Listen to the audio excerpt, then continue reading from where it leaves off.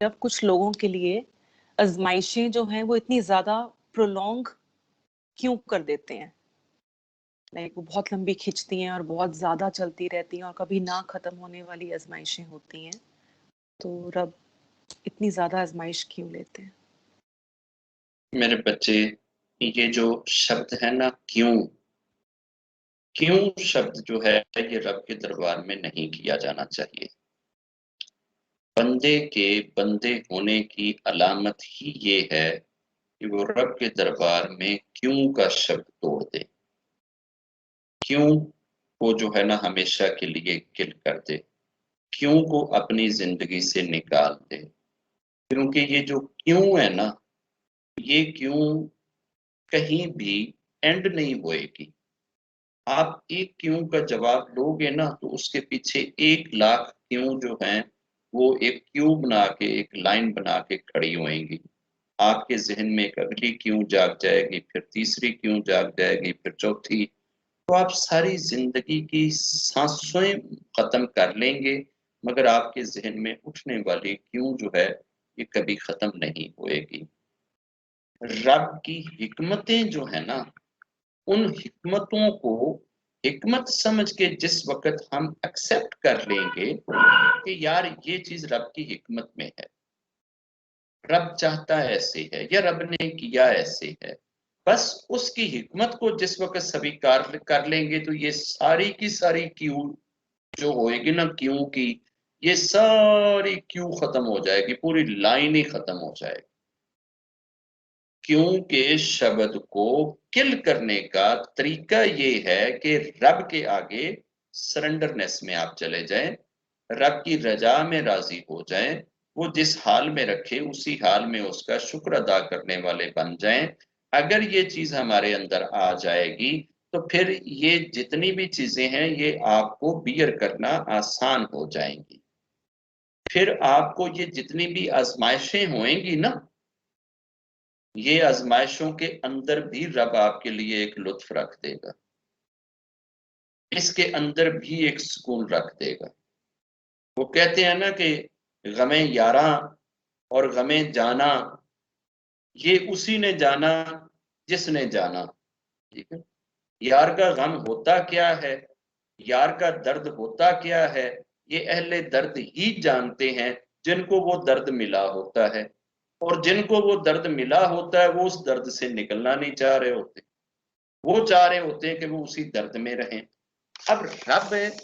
رب کی تو بے شمار حکمتیں ہیں نا، اینڈ لیس حکمتیں ہیں نا، ہم کس حکمت کے اندر سے رب کو دیکھیں؟ رب کو تو ہم اپنے شریر میں اتنے روم نہیں ہیں جتنے اس کی تو بے شمار اینڈ لیس حکمتیں ہیں۔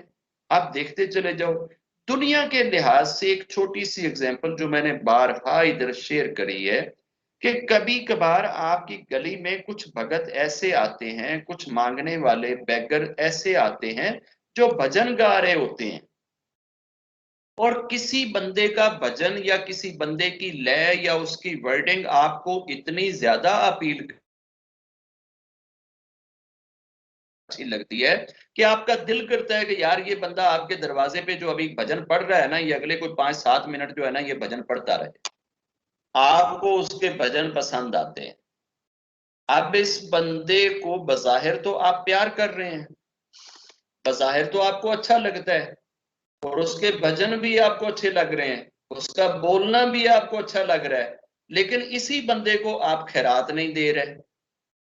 آپ بیٹھے ہوئے ہیں، جان بوجھ کے بیٹھے ہوئے کہ ٹھیک ہے یار اس بندے کے بھجن سنیں گے، اگر میں نے جاتے ہی اس کو فوراً 10 روپے پکڑا دیا نا تو اس نے اگلی گلی میں چلے جانا، پھر یہ اس کے بھجن میں نہیں سن پاؤں گا۔ تو اس کے بھجن سننے کے لیے، اس کی وہ وائس سننے کے لیے،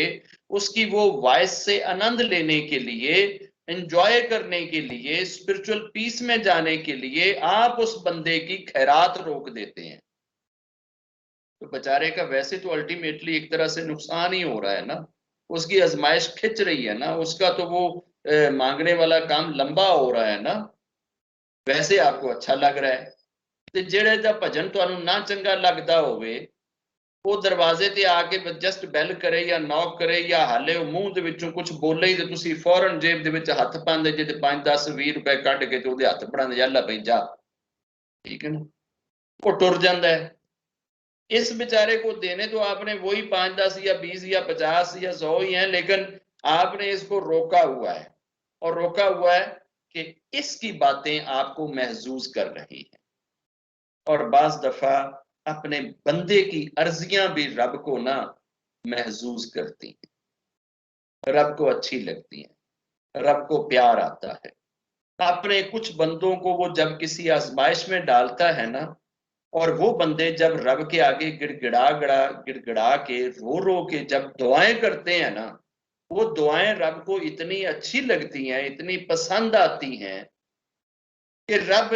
اس بندے کو اس سچویشن سے نہیں نکالتا کہ یار اگر یہ نکل گیا نا تو پھر اس نے یہ دعا نہیں کرنی، پھر ایسے نہیں مانگے گا، پھر اس طرح سے نہیں ڈوبے گا۔ رب بظاہر تو رب کر تو پیار رہا ہوتا ہے، مگر وہ آپ کو اس سچویشن سے نکال نہیں رہا ہوتا، اور آپ کو یوں لگ رہا ہوتا ہے کہ شاید میرا رب جو ہے نا میری دعا سن ہی نہیں رہا، یا میری بات مان ہی نہیں رہا، یا میری طرف دھیان ہی نہیں دے رہا، میری عرضی اس کے دربار تک پہنچ ہی نہیں رہی، وہ تو کچھ سویکار کر ہی نہیں رہا، وہ تو حالات بدل ہی نہیں رہا، میری تو ہر چیز کھچے چلے جا رہی ہے۔ اس کھچے جانے کے اندر بھی شاید کوئی حکمت ہوئے۔ اور رب کی حکمتوں کی دوسری ایک تصویر یوں بھی تو بن سکتی ہے کہ میں بھی ہر روز جس آزمائش کو آپ کھچتے ہوئے دیکھ رہے ہیں نا،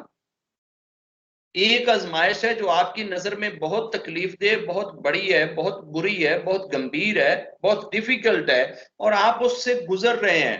اور سال سے یا 2 سال سے یا 5 سال سے گزرتے آ رہے ہیں۔ ہر روز شاید آپ دعا مانگتے ہیں اور آسمان سے ایک دوسری بلا اس میں نازل ہونے کی کوشش کرتی ہے، اس آزمائش میں انٹر ہونے کی کوشش کرتی ہے، اس آزمائش کو ڈبل کرنے کی، بڑا کرنے کی، اور زیادہ سمسیا ڈالنے کی کوشش کرتی ہے، مگر ہر روز آپ کی دعا جو ہے اس آنے والی ایک نئی آزمائش کو واپس موڑ دیتی ہے، اور وہ پھر ادھر چلی جاتی ہے اور آپ تک پہنچ نہیں پاتی۔ دوسری بار وہ پھر آزمائش آتی ہے، پھر وہ درد آتا ہے، پھر وہ کشٹ آتا ہے، پھر وہ تکلیف آتا ہے، پھر آگے آپ کی دعا کھڑی ہو کے ایک آپ کا شیلٹر بن جاتی ہے، آپ پھر اسی آزمائش میں رہتے ہو اور اس کو پھر آپ روک دیتے ہو۔ تیسری بار پھر وہ آنے کی کوشش کرتی ہے، آپ پھر اس کو روک دیتے ہو، تو وہ رب آپ کی اس دعا کو سویکار کر ہی تو رہا ہوتا ہے، جو سال 2 سال تک آپ ایک جیسی سچویشن سے، ایک درد سے تو جوجھ رہے ہو، مگر اس کے اندر کوئی نیا اور درد، کوئی نیا اور سیاپا، کوئی نئی اور مصیبت رب ایڈ نہیں ہونے دیتا۔